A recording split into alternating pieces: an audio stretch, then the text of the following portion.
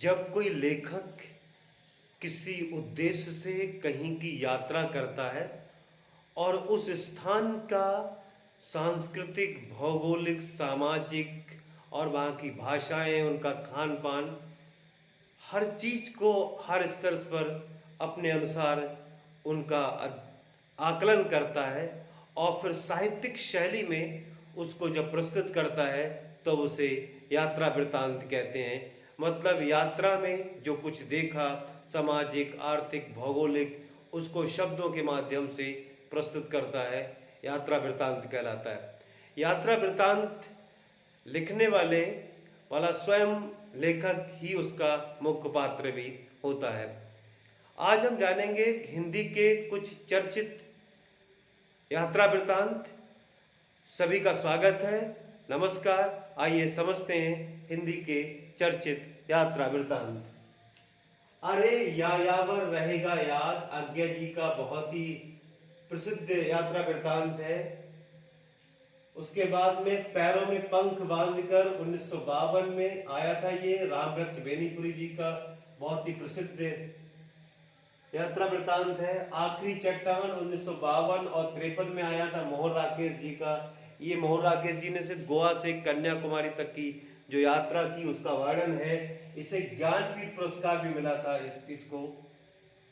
फिर हरि जो घाट है, उसके बाद हरि घाट जो यात्रा वृत्तांत है,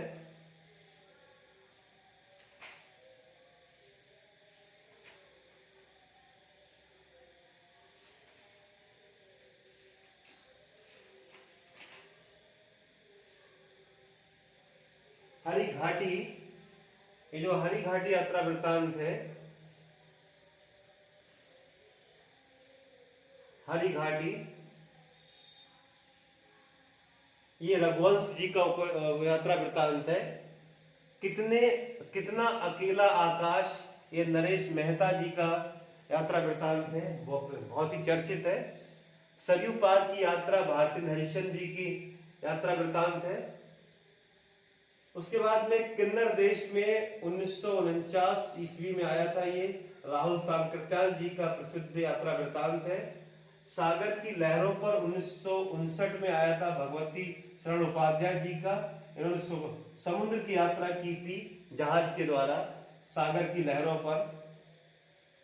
परिव्राजक की प्रजा शांति प्रिय द्विवेदी का यात्रा वृत्तांत है। ठेले पर हिमालय बहुत ही प्रसिद्ध धर्मवीर भारती जी का यात्रा वृत्तांत है। चीड़ों पर चांदनी 1964 ईस्वी में निर्मल वर्मा जी का प्रसिद्ध ये यात्रा वृत्तांत है। चीड़ों पर चांदनी 1964 में निर्मल वर्मा जी का। देश विदेश 1952 में आया नवल किशोर अग्रवाल जी का यात्रा वृत्तांत जो काफी प्रसिद्ध हुआ। और एक बूंद सहसा उछली 1955 में आया आज्ञा जी का यात्रा वृत्तांत। उन्होंने यूरोप का भ्रमण किया था, यूरोप की यात्रा की थी। तो इस प्रकार ये कुछ चर्चित यात्रा वृत्तांत हिंदी के जिन्हें बहुत ही ख्याति प्राप्त की हमने जाना। फिर मिलते हैं, नमस्कार।